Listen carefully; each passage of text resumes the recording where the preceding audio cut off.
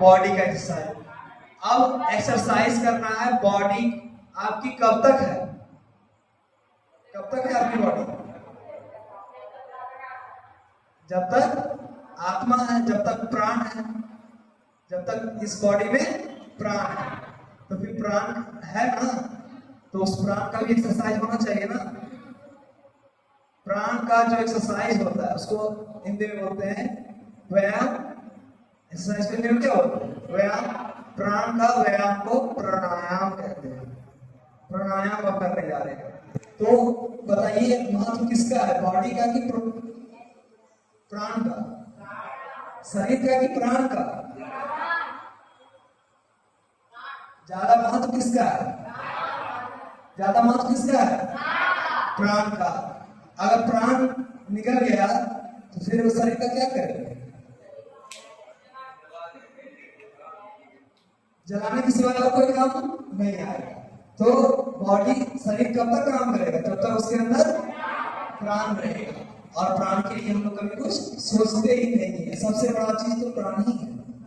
प्राण अगर शरीर में अच्छा है, उत्तम है, तो आपका नया जीवन मिल सकता है बिना शरीर को जलाए, बिना दोबारा जन्म लिए। प्राण ऐसा चीज है आपको नया जीवन दे सकता है इसी उम्र में। अगर कोई बड़े व्यक्ति हैं, उनका जीवन पूरा व्यस्त खराब हो गया है, फिर भी एक नया उत्साह, नया जीवन मिल सकता है अगर प्राण में नई ऊर्जा फूंक दी जाए तो आइए उसी का प्रक्रिया शुरुआत करते हैं। सबसे पहले प्राण में प्राणायाम में क्या कर रहे हैं? भस्त्रिका प्राणायाम कर रहे हैं। पहला नाम है भस्त्रिका प्राणायाम। इसमें क्या करना होता है कि आप कम सीधी करके ध्यान मुद्रा में दोनों हाथों से घुटनों के ऊपर रख दें और आपको गहरी लंबी सांसें धीरे धीरे बॉडी के अंदर ले लेनी है और फिर वही गहरी लंबी सांसें धीरे धीरे बॉडी से बाहर निकालनी।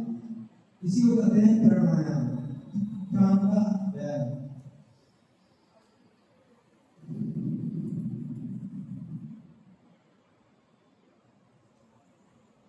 धीरे धीरे गहरी लंबी सांसें अंदर लेते हुए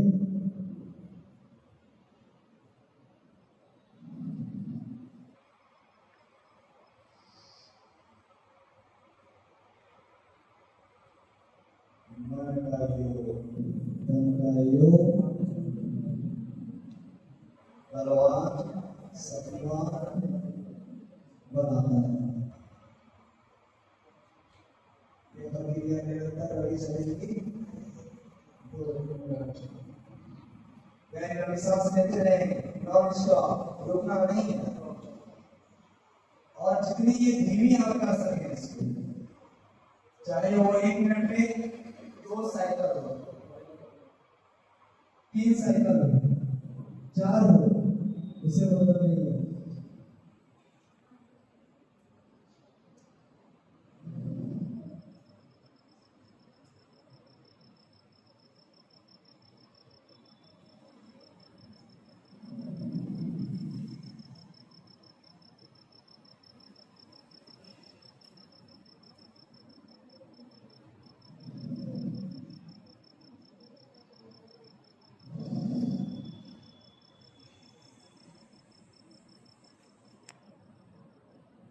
सभी बच्चे बलवान बन जाएंगे, ज्ञानवान बन जाएंगे, ऊर्जावान बन जाएंगे। इसको रोज करेंगे। प्राणायाम, भस्त्रिका प्राणायाम आप करते हैं।